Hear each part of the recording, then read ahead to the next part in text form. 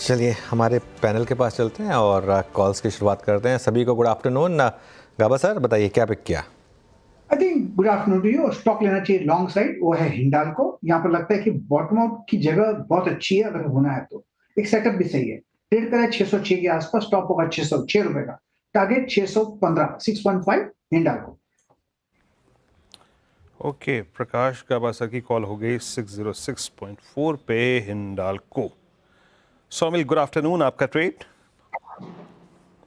Hello hi good afternoon. मेरा pick होगा on the short side BPCL, जो अभी इस समय चल रहा है 266 265 के आसपास। स्टॉप लॉस होगा 273 and target would be 250। Low top low bottom formation है, फ्रेश स्विंग लो तोड़ा है, तो I think it would be a good sell off. ठीक है, बीपीसीएल सेल साइड के trade. Chandan ji good afternoon, आपने क्या पिक किया है? जी गुड आफ्टरनून। मेरा ट्रेड रहेगा एसआरएफ पे। एसआरएफ में लास्ट वीक में काफी बड़ी तेजी हुई थी और अभी 4 दिनों के कंसोलिडेशन के बाद में वापस एक पॉजिटिव प्राइस एक्शन देखने को मिल रहा है।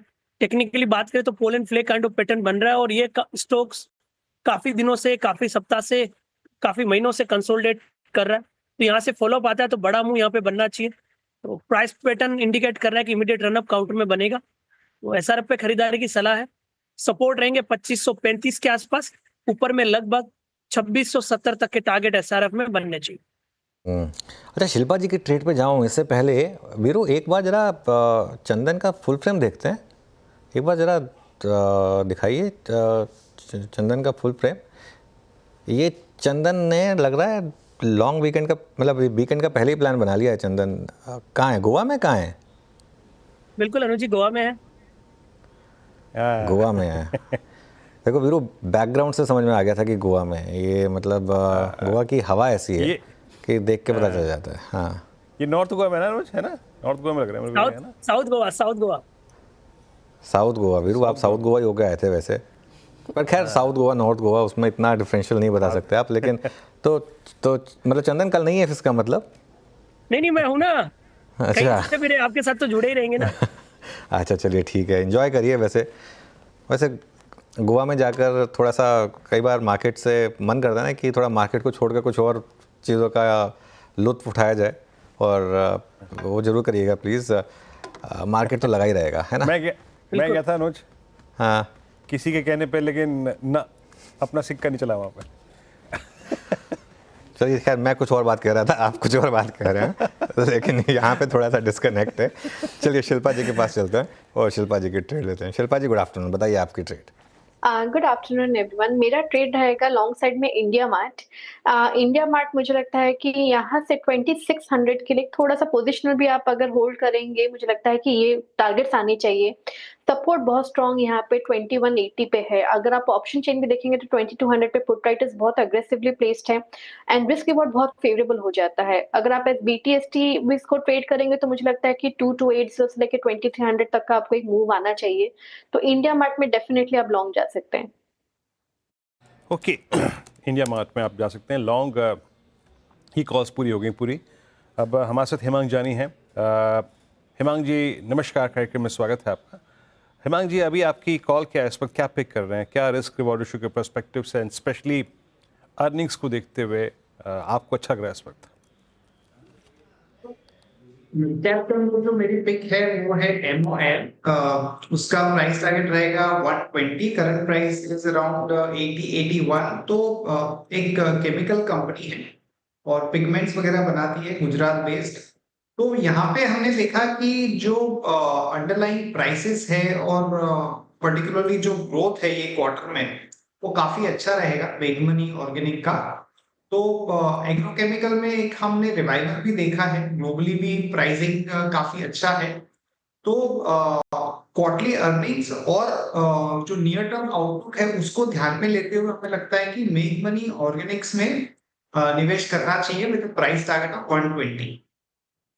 मनी ऑर्गेनिक्स यहाँ पर आपको बाय करना है। सिंस आपने बात छिड़ी है हेमांग, गुड आफ्टरनून, मेरी नज़र जा रही थी नवीन फ्लोरिन पर।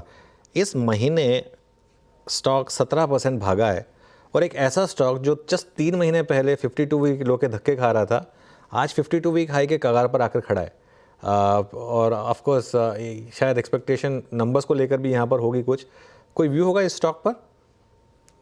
तो अनुज, आई थिंक एसआरएफ और नवीन में जो इनिशियल हमने अपटिक देखा था वो रेफ्रिजरेंट की प्राइसिंग को लेकर काफी लोग सोच रहे थे कि कोई बहुत बड़ा अपसाइड मिलेगा, और सब्सिक्वेंटली कॉनकॉल में एसआरएफ ने बताया था कि जो इन्वेंट्री है उसके हिसाब से इंडिया में कोई बहुत बड़ी अपसाइड देखने को नहीं मिलेगी। यूएस में वो प्राइस बढ़ी हुई है, but if you leave that aside, काफी सारे जो स्पेशलिटी केमिकल के प्रोडक्ट्स है उसमें एक अच्छा हम प्राइस ट्रेंड देख रहे हैं, और बहुत टाइम के बाद ये क्वार्टरली अर्निंग्स जो है स्पेशलिटी केमिकल कंपनीज के अच्छे आए हैं, पर्टिकुलरली नवीन फ्लोरिन, मेक मनी ऑर्गेनिक्स जिसकी मैं बात कर रहा हूँ, और कुछ और भी जो कंपनी है विनती ऑर्गेनिक्स वगैरह, वहां पे एक थोड़ा सा पॉजिटिव ट्रैक्शन देखने को मिल सकता है। तो नवीन फ्लोरिन पे अभी पॉजिटिव राय आती हुई हिमांग जी की तरफ से।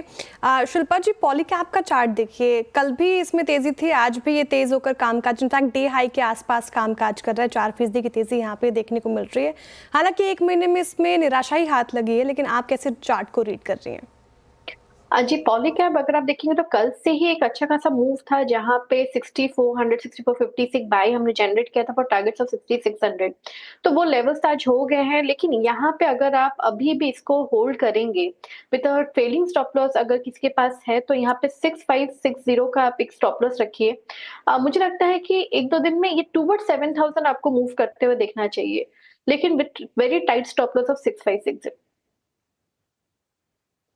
पॉलीकैब 6689 पर आगे बढ़ते हैं, और अब आते हैं एक्सचेंजेस पे। देखिए जहां कोर स्ट्रेंथ है, आई मीन छोड़िए कुछ देर के लिए शॉर्ट कवरिंग, छोड़िए कुछ देर के लिए साइडवेज मूवमेंट, जहां पे स्ट्रेंथ है, लुक एट बीएससी इस पैनल की कॉल्स में हमेशा रहा है, कल भी रहा था। और आप, मैं कह रहा हूँ ना, आई मीन जब आप शॉर्ट कवरिंग देखें या फिर फ्रेश बाइंग देखिए, आप ये भी देखिए कि साथ साथ पुट राइटर्स ऊपर आ रहे हैं कि नहीं आ रहे हैं। Chandan, no doubt I think no brainer था बीएससी, बट एमसीएक्स ने भी बहुत स्ट्रॉन्ग मूव दिया। अभी आप लोगों का हाउस बुक क्या है एक्सचेंजेस में या फिर डिपॉजिट्स में, और इनफैक्ट कैंप्स को भी जोड़ लेता हूँ यहाँ पर, आपका व्यू क्या है, क्या चेज कर रहे हैं इस वक्त, और प्रेफर्ड स्टॉक क्या है विद टारगेट्स? बिल्कुल वीरू, देखें हम पूरे कैपिटल मार्केट थीम पे पॉजिटिव है, और लगातार पिछले 3-4 दिनों से बीएससी रिकमेंड भी कर रहे हैं, और पिछले लगभग 5-6 महीने से हमारा बीएससी एक प्रिफर्ड पिक रहा है। इवन फंडामेंटल बात करें तो कुछ दिन पहले हमारे यहाँ पे रिपोर्ट हुआ था जहाँ पे एक नए टारगेट रिवाइज हो रहे हैं। पर्सनली मुझे काफी प्रिफर्ड नेम लग रहा है, और धीरे धीरे जिस हिसाब से डेरिवेटिव्स में एक्टिविटी बढ़ रही है, और अभी जो सेंसेक्स का वीकली एक्सपायरी है वो फ्राइडे से ट्यूसडे शिफ्ट हुआ है, उसकी वजह से भी यहाँ पे एक्टिविटी हो रही है, और कहीं ना कहीं स्टॉक ऑप्शन में भी यहाँ पे मोमेंटम है। तो बीएससी पे हम काफी पॉजिटिव व्यू रख रहे हैं। मेरा मानना है कि 5750 के सपोर्ट से कहीं ना कहीं 6500 तक के टारगेट बीएससी में बनने चाहिए।